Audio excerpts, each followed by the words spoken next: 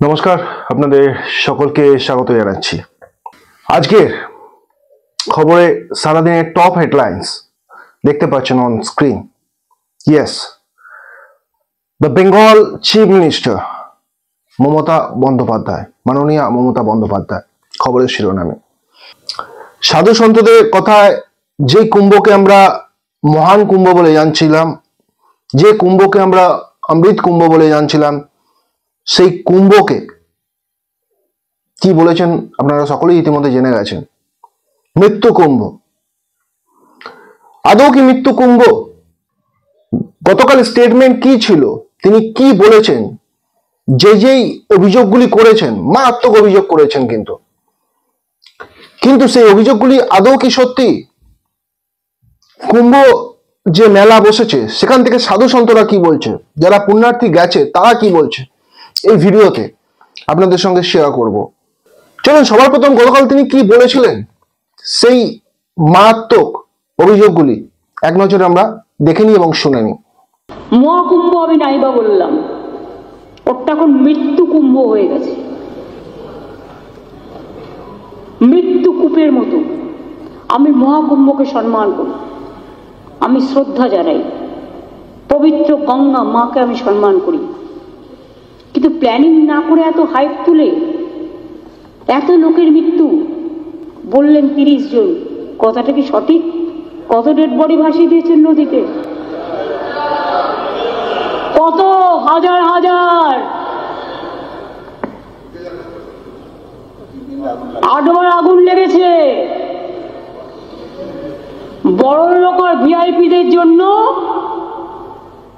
লক্ষ টাকার ক্যাম্প, আর গরিব লোকেদের, সাধারণ লোকেদের জন্য লাইনে দাঁড়ান 15 ঘন্টা 20 ঘন্টা দাঁড়িয়ে, যদি একটা মাদুরেও বসে 2000 টাকা,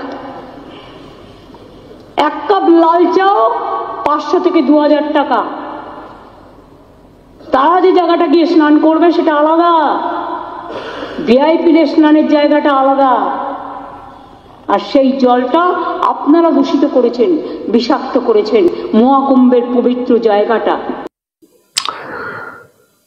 তো শুনলেন, এখনো পর্যন্ত ডেটা আপডেট যেটা বলছে, ভারতের প্রায় যা জনসংখ্যা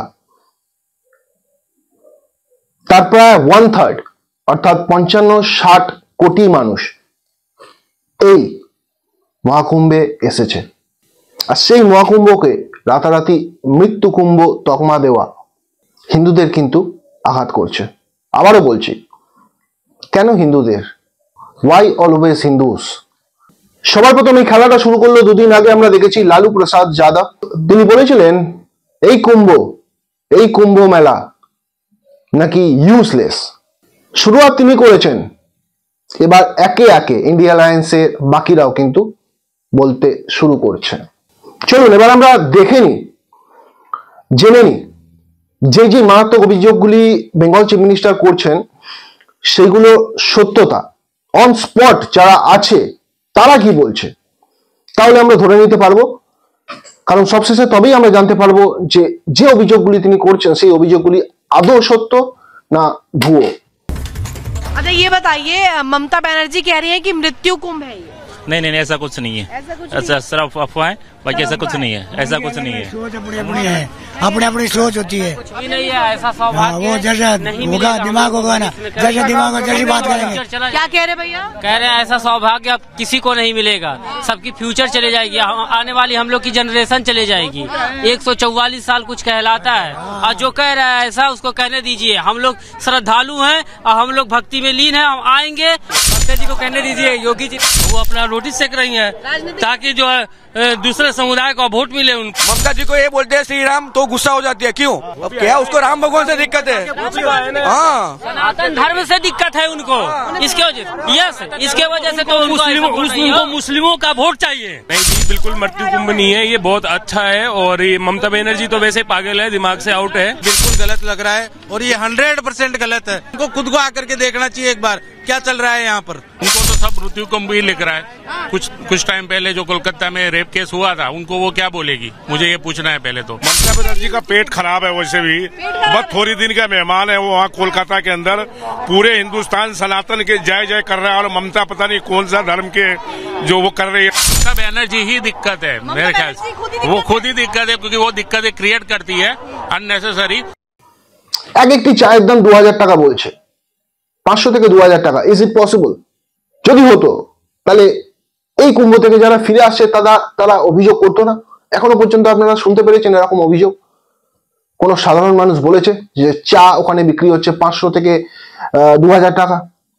মাদুরে বসানোর একটা অভিযোগ করেছে, মাদুরে বসতে দেওয়ার জন্য 2000 টাকা করে পার হেড নেওয়া হচ্ছে। ইভেন স্নান করানোর জন্য আলাদা করে টাকা নেওয়া হচ্ছে। এখনো পর্যন্ত দুবার স্ট্যাম্পিড হয়েছে, যেখানে নিয়ার অ্যাবাউট, আমি ম্যাক্সিমাম যদি বলি, যেটা জানা গেছে 60 থেকে 70 জনের মৃত্যু হয়েছে। ইফ আই নট রং, ভুল বললে ক্ষমা করবেন। কিন্তু সেই সংখ্যাটা তিনি যেটা ক্লেম করছেন সেটা কিন্তু 1000, বলছে হাজার হাজার ডেড বডিজ গঙ্গায় ভাসিয়ে দেওয়া হয়েছে। তাহলে গঙ্গায় ভাসিয়ে দেওয়া হলে এখনো পর্যন্ত গঙ্গার সেই বডিগুলো নিশ্চয়ই কোথাও ভেসে না ভেসে তো যাচ্ছে। কোনো নিউজ চ্যানেলে সেটা টেলিকাস্ট করা হয়েছে, দেখানো হয়েছে, বা কেউ দেখেছে যে গঙ্গা দিয়ে শয়ে হাজার হাজারে বডি ভেসে যাচ্ছে, কোথাও ভেসে উঠছে? এন্ডে, এই ভিডিওর এন্ডে একটাই কথা বলবো, যত এই অখিলেশ যাদব, লালু প্রসাদ Yadav, they are the shameless people, shameless, shame on them just। যত হিন্দুদের ওপর আক্রমণ হবে এইভাবে, হিন্দুরা কিন্তু তত বেশি ইউনাইটেড হবে। ইয়েস, হিন্দুদের মধ্যে একতা বাড়বে, আরো কমবে না। আর ভগবান না করে 2025-এ দিল্লি বিধানসভা ভোটে কেজরিওয়ালে যে অবস্থাটি হয়েছে, ভগবান না করে বেঙ্গলে আগামী 2026-এ বিধানসভা নির্বাচন সেই একই রেজাল্ট না হয়ে যায়। Time will talk about all this thing. সময়ই বলবে সবকিছু। তো এই ছিল গুরুত্বপূর্ণ আজকের এই video. As a Hindu really খুব খারাপ লাগছে বারবার হিন্দুদের উপর এইভাবে আক্রমণ। Very bad, very poor concept, very poor idea. তো যদি আপনাদের কিছু বলার থাকে, আপনাদের গুরুত্বপূর্ণ মতামত এই ভিডিও কমেন্ট বক্সে আপনারা জানান। আর এরকম যদি আপডেট আপনারা পেতে চান, চ্যানেলটিকে সাবস্ক্রাইব করবেন। চলুন, আগামীকাল দেখা হচ্ছে নতুন ভিডিও নিয়ে। ভালো থাকবেন আপনারা বন্ধুরা, সুস্থ থাকবেন। নমস্কার।